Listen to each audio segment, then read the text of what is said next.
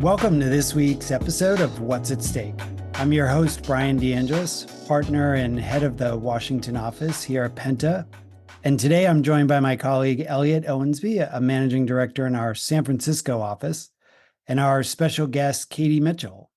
Katie is the founder of New World Advisors, where she advises leading tech, Web3, and fintech firms on global policy engagement and international expansion. Katie, welcome to the podcast.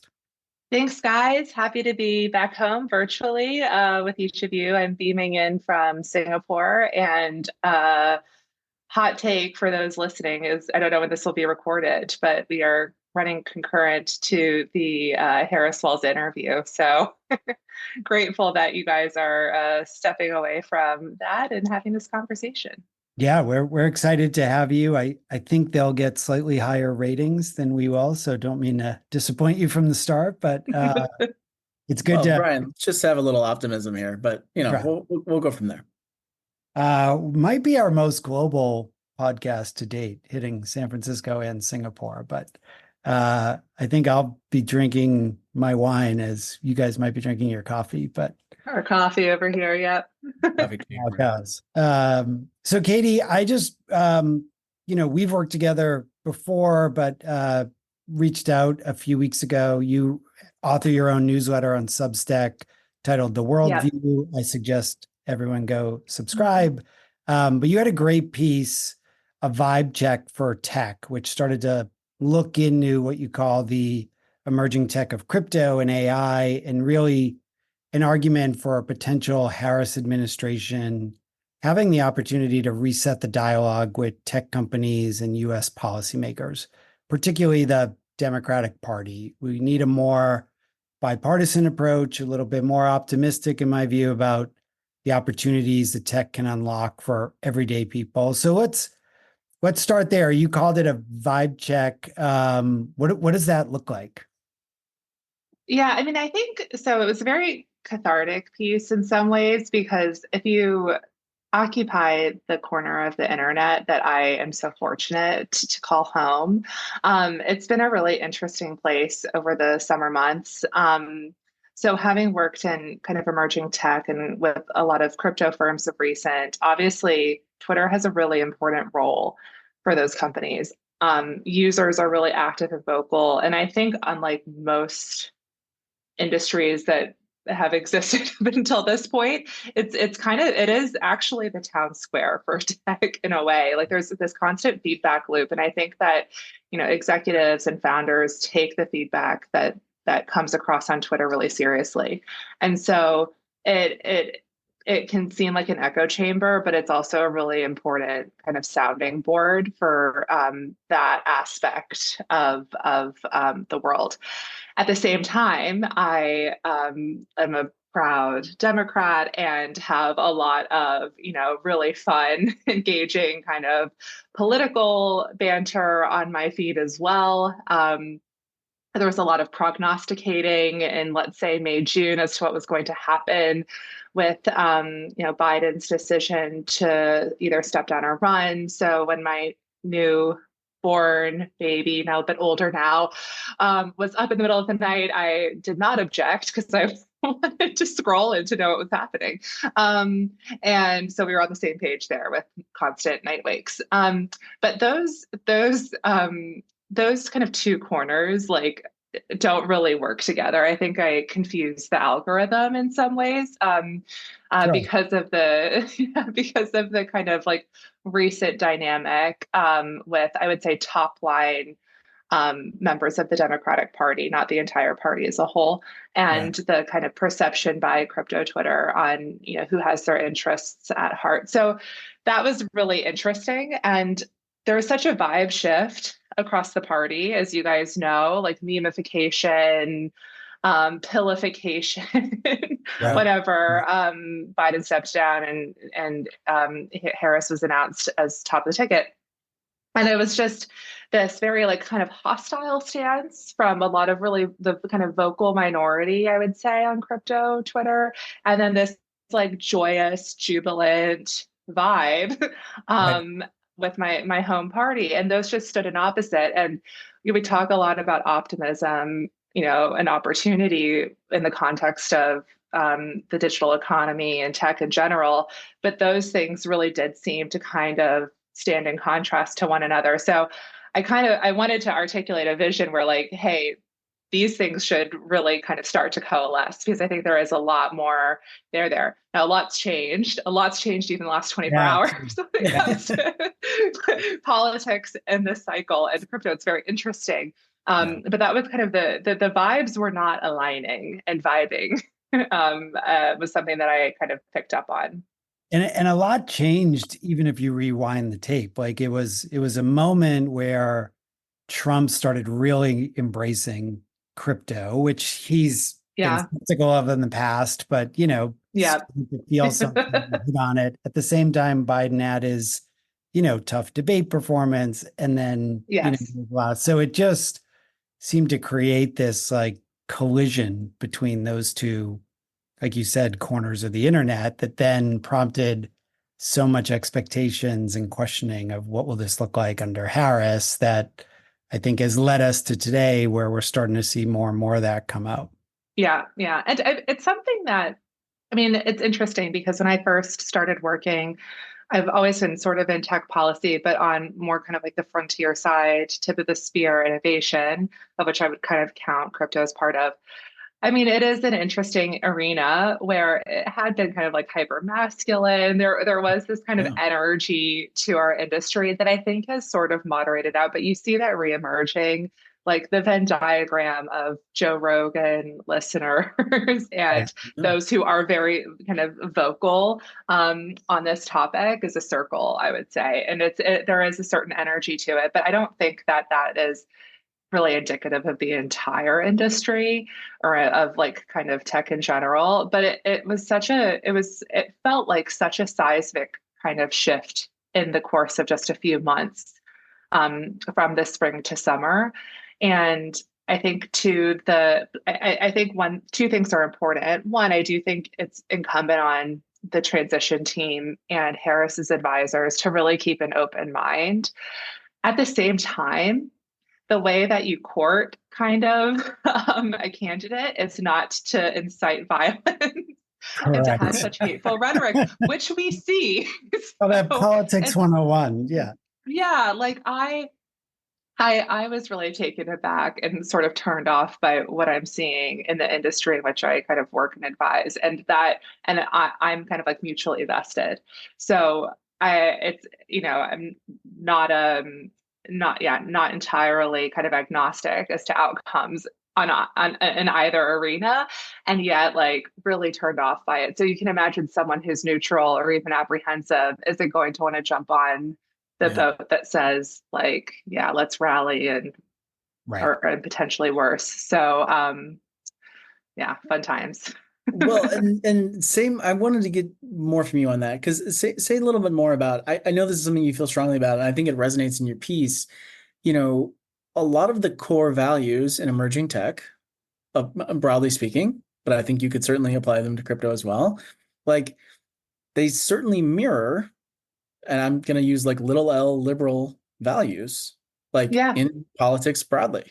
And, when you think about, whatever it may be, like cutting out middlemen or reducing costs or expanding access or all of these things, like these are things that are you would sort of hope, again, in that little L way, are like roughly apolitical, but increasingly are not. And I think you do a great job expanding on sort of like where there's opportunity for folks that may be entirely apolitical and see these things as meaningful improvements in their lives, or folks that are political and should embrace them and understand like the broader value that they can bring. Right. Like, I know this is something you've given a lot of thought to. I think it's a powerful point. Yeah. And I mean, there are really good statistics out there. So it's not a niche voting group in the United States. I think by some estimates, 1 in 5 voters hold crypto. That's kind of proportionately higher than those who own electric vehicles or those who are members of unions. And like think about how how important like the union stump is on any campaign. Right. We saw the firefighter union Right. kind of contrasting stops with the two vice presidential candidates. So it is an important kind of electorate to court, but I also think I would wager that it doesn't vote in a monolithic way either. Like no group really does. If you're a single issue kind of crypto voter, my guess is that you probably have a lot of other privileges in life to be able to focus just on that component. Or maybe it is, you're a builder and this is, really important to your livelihood. But the vast majority, it's stack ranked across a whole host of other issues. So I think that's also really important to remember, and why moderation is really key when we talk about these issues in our industry. Like I get that those who are super, super vocal might kind of think it's the be all end all of life and livelihood. But for most people, it's but one of several issues that are kind of encouraging them to vote. So that's one component. But yeah, on the economic opportunity, I mean, that's how I look at it. It's sort of the foundation of, future iterations of our economy, also the foundation of potentially future iterations of our internet. And like if just a few very wealthy people participate in this moment of sort of technological innovation, then we're just going to perpetuate the same disparities that we already have. And that's what the entire system was theoretically designed to rethink. If you look at some of the ads out there on upgrading the financial system and what that looks like, it actually stands very kind of close to a lot of the messaging that the Democratic Party is running on, that people, millennials, like, hello, like right smack dab in the middle of that age group, millennials can't afford to buy homes and they're saddled with student loan debt and things cost a lot more. And it's both perception and reality. And theoretically, this is a really great way of improving our financial freedom. And that should be something that the Democratic Party would stand with. Elephant in the room, pun absolutely intended. The Trump family launched, I wouldn't even say campaign, because it's kind of a family venture, launched this new crypto project, right? And I think it was Eric Trump who talked about being unbanked, which is like a little bit of a hijack of, what actually happened with quote unquote Operation Choke Point, where crypto projects and companies had a hard time getting bank accounts because of kind of structural and political issues, versus losing access to bank accounts because of the findings of an SDNY case against the Trump organization. And so like, it makes me so incredibly uncomfortable to kind of like conflate those two things. But of course, that's what they're going to do. And yeah, we can talk about that a little bit in greater detail because I have some thoughts. But I believe, I mean, crypto should be bipartisan because its users are bipartisan. Tech is bipartisan because we're all users of technology. And the people who probably stand to benefit the most in the theories of how these platforms were conceived are those who have been, historically disenfranchised and cut out of the system. There's a long distance between, remittances and white collar crime, I guess. Yeah, there you go. I don't mean to be too bold on the record, but I feel like that's probably safe to say. I think you're in a safe spot. I was going to say it also harkens back to the idea of competition. Like you're seeing both parties take a more populist tone, but then, you're seeing different sides of it really put barriers in place for more crypto companies, more AI companies to come forward. If we're not careful, I worry about we're only going to have a few big companies that are doing this. Yeah. And we're going to fall behind, I think, of the international competition too. And I'd love your perspective on that, sitting in Singapore the last few years. And you wrote in your piece a little bit about where we're falling behind China and others. But, this is a moment where we want to think about American leadership, regardless of what party is in power. And I I'm encouraged, or I should say I'm optimistic about Harris because, she was a California senator. She Hmm. came up in those like Obama years where tech was, taking off, whether it was Uber and Yeah. Airbnb and others. And that administration, I think did the appropriate kind of checks and balances on any new industry, but really also gave it room to grow and become, a leader globally like they are.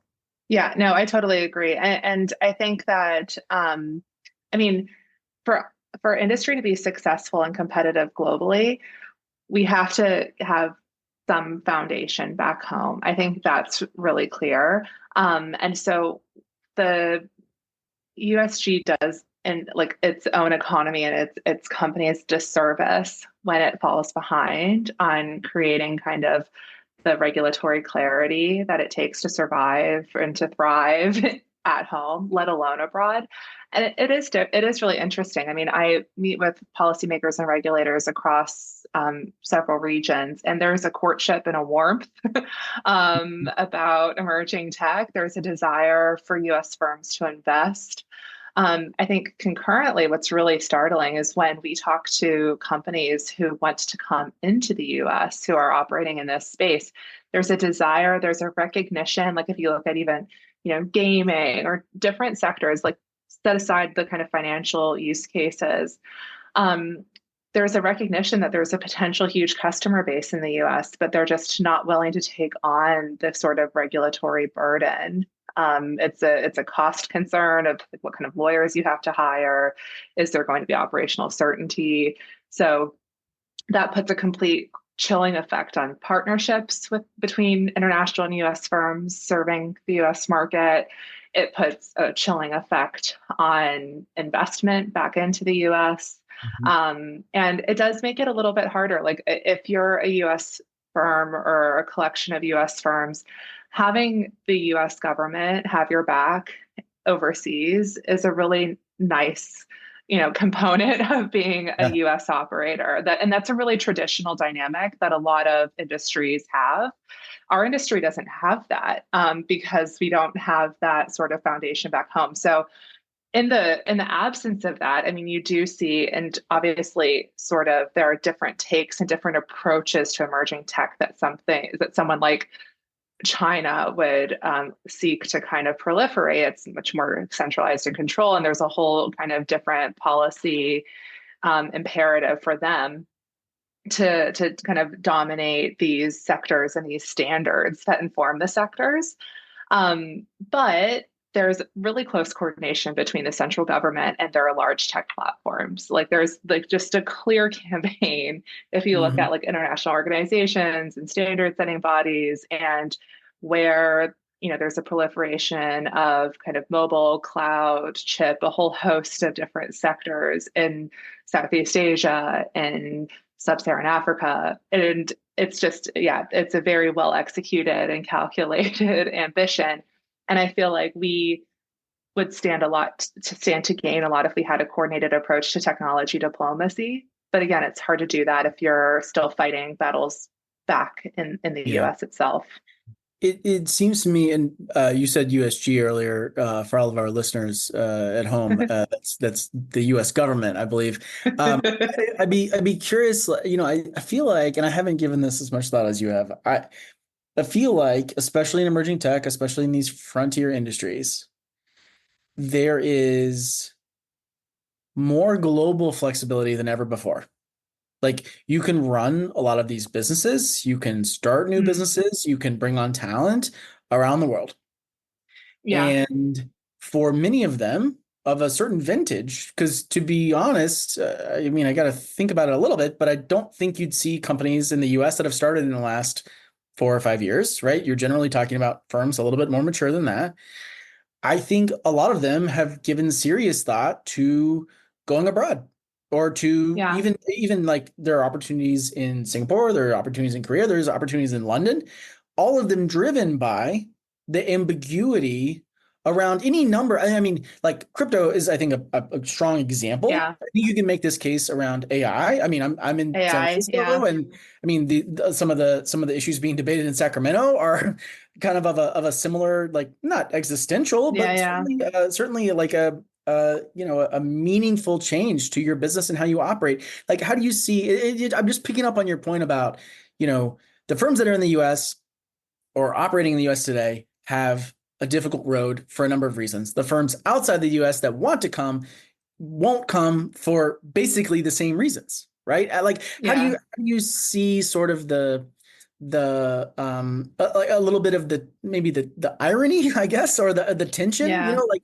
to your point about the US government standing behind our firms abroad and increasingly, like in some cases within the US, like this ambiguity feels like it's restraining all of the benefits that we touched on, and then as well a lot of like potential innovation or potential startup activity that could be here but isn't for various reasons.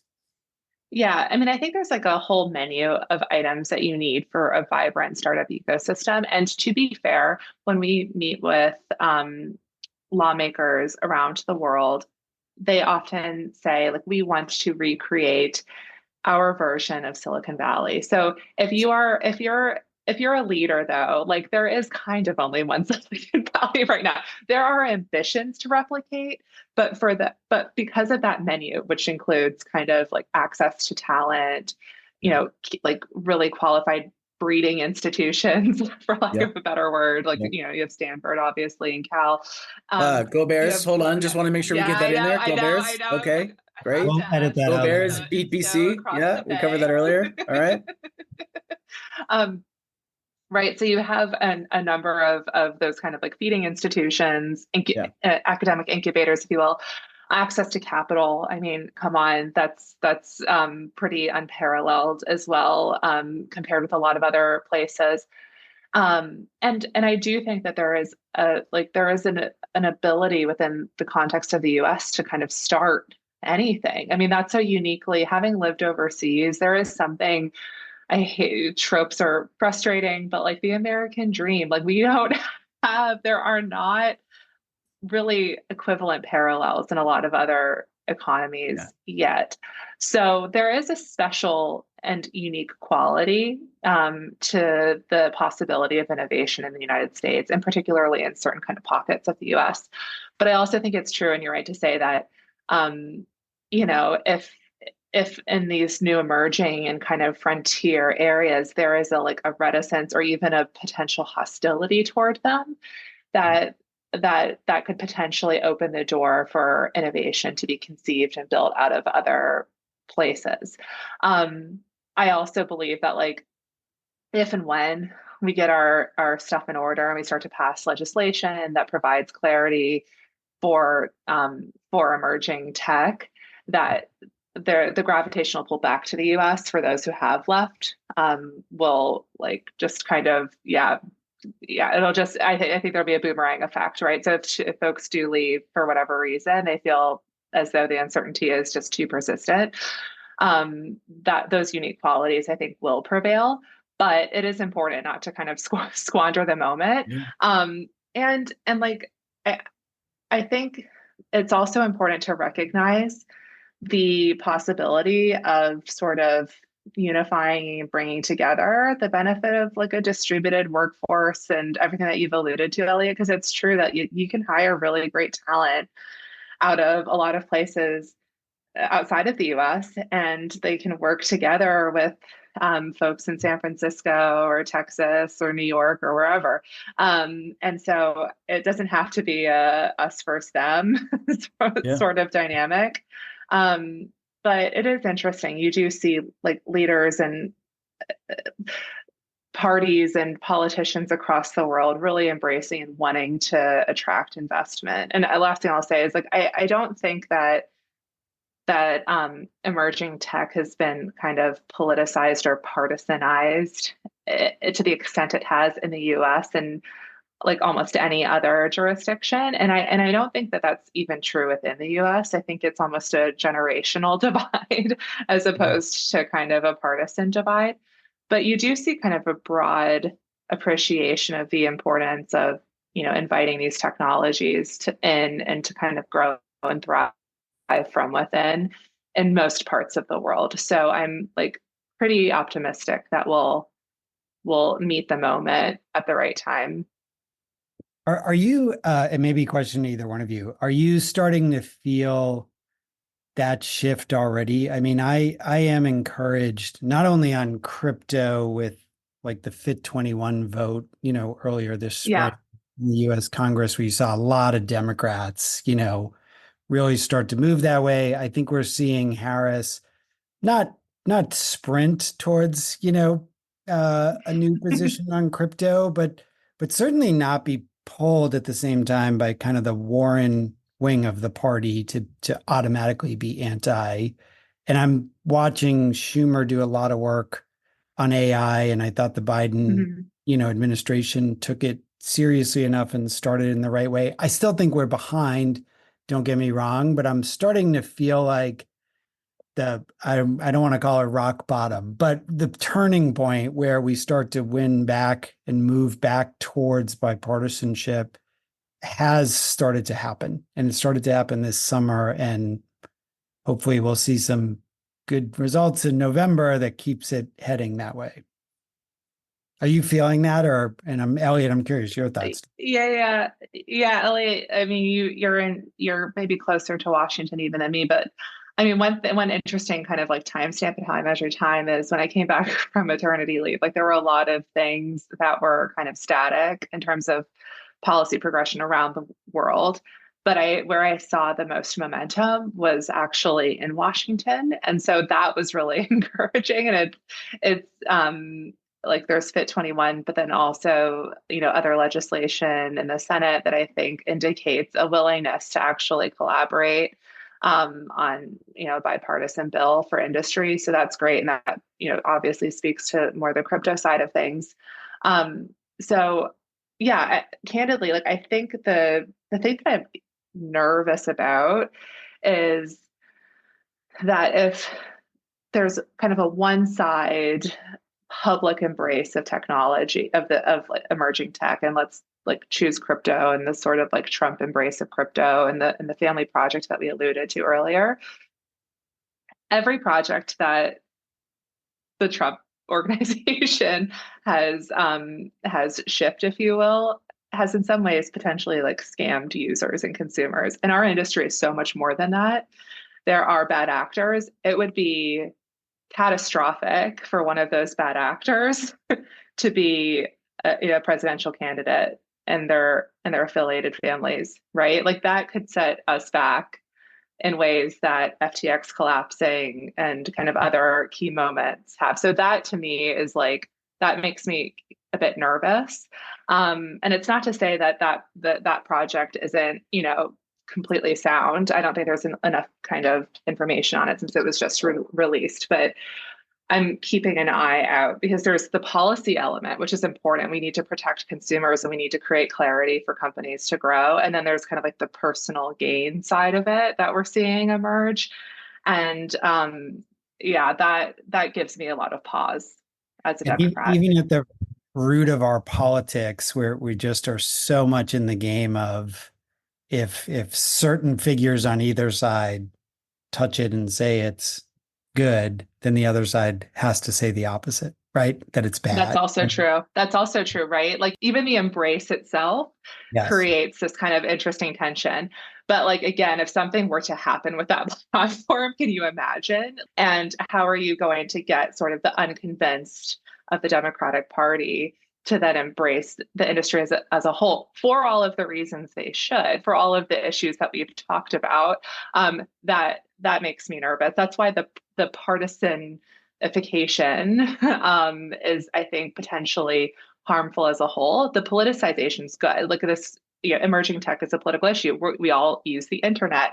We all have bank accounts. So a lot of people are frustrated by the current systems. Like that's fine to talk about, but yeah, it'll be interesting. Time will tell. And I hope my like nervousness and apprehension is misguided. But I don't know, Elliott, if you have. Well, I hadn't thought that you beat me to a great point, which is I had not considered um, elevated political profile of specific projects also increasing like tail risk events, right? And I think that's it's an excellent point. Again, like, we'll I'm sure they'll put out their white paper here shortly, and we'll get to diagnose the tokenomics of the project and so on.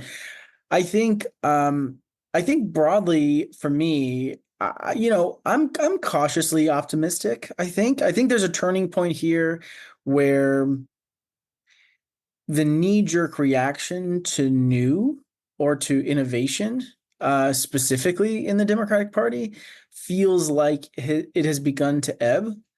I think a lot of Democrats, and I don't agree with this view, as a blanket statement. I think a lot of Democrats think they missed the boat on prior big tech adventures of one kind or another. I think I think that's also probably misinterpreting a lot of the benefits and a lot of the innovation that has come out of those big firms, not just emerging firms. Um, I I get the strong sense that increasingly there is just a little bit more opportunity to make the case for why. I mean, look no further than whomever. I mean, Richie Torres, right? Or Wiley Nickel, Yeah. or these guys. Like I'm not a politician, okay? But these guys think this is good politics. And Right. it seems Exactly. to Yeah. be right. I mean, I just like Yeah. I can't say anything they haven't already said on the congressional record about the Yeah. benefits of some of these technologies, right? I mean, look no further than whomever, Zoe Lofgren or Nancy Pelosi on AI. I mean, to me, you know, I don't have anything more interesting to say than what the Speaker Emerita has already said. Like I think some of these things, there is a meaningful opportunity to not just reinforce American leadership, but also to make sure that we're harnessing these benefits for everybody, and that we are Yeah. able to use this new tech, these emerging, I love, frontier technology, like that we are able to use that in a way that is a substantial improvement to the status quo. And it's like, to me, it's not Yeah. rocket science. I don't I don't think, look, my mom teaches 7th grade English. Okay. Like ChatGPT is not going to teach those kids to write an essay. Like it could write an essay. Yes. But it's not going to replace the skill of writing an essay. I mean, I don't know, Bryan, this is more of an academic issue in your household than it is in mine, but I just, Luckily, the like, middle schooler hasn't found it yet, but I'm worried. well, after he listens to this, the game's over. But look, I think there's a real opportunity, and I think Democrats are increasingly coming around. Like, all new tech starts with disruption, right? So it's just a matter of who can tolerate a little bit of that disruption against the status quo and ultimately harness the benefits. And I think that, the kind of free market ideology, for one reason or another, has dominated that lane. And I think Democrats increasingly see that it can be a really meaningful opportunity for their stakeholders and their constituents as well. No, I totally agree. And I feel like, I mean, it's not really like advantageous on like as part of a stump speech to talk about like the success of American companies. It's a very select few that care about that issue. But like theoretically, like the success of American companies and ideas benefits our country as a whole, especially if Connected our to the system is economy. set up especially if our system is set up to ensure that to be true, right? And so I do feel like there's this sort of like zero sum rhetoric around emerging tech where it can either like harm society or take advantage of consumers if successful, but at the same time having rules of the road that ensure like appropriate regulation of, let's say, AI and crypto to protect consumers, to protect institutions, but also to enable successful US firms is net beneficial. And like the technology is going to persist. Like builders are going to build, as folks say. Sure. And so it Sure. is incumbent to create those guardrails and to also ensure that when doing so, we're allowing for kind of successful innovation. And yeah, that's something that be great to see more out of the Democratic Party and communicated in the appropriate way, right? Because it does seem like sometimes there are camps that, almost speak to not wanting like the success of business, right? And like just like we reclaimed freedom, because that for a long time, like waving the American flag was like something you only saw at one party's rallies. You're seeing this patriotism kind of infused into the party. I think similarly, like embracing kind of success in a successful economy. Small business owners, individuals are key to that. So are successful American businesses. It's all part of the tapestry, and just like owning and championing that while making sure that the rules protect users and are fair. I mean, that to me is, best way forward. I was at a fundraiser a couple nights ago for Harris in my personal capacity, not as my Penta podcast host.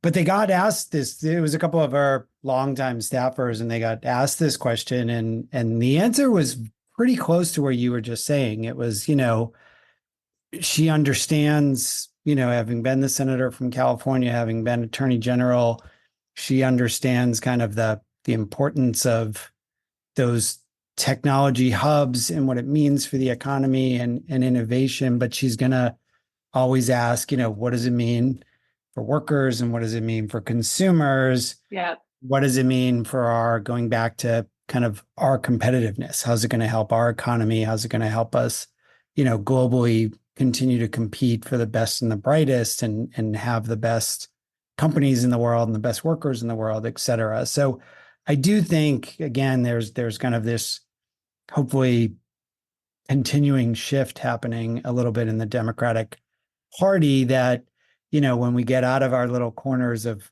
Twitter, and I have my own too, it's not just, the kind of crypto bashing that happens pretty regularly. Yeah.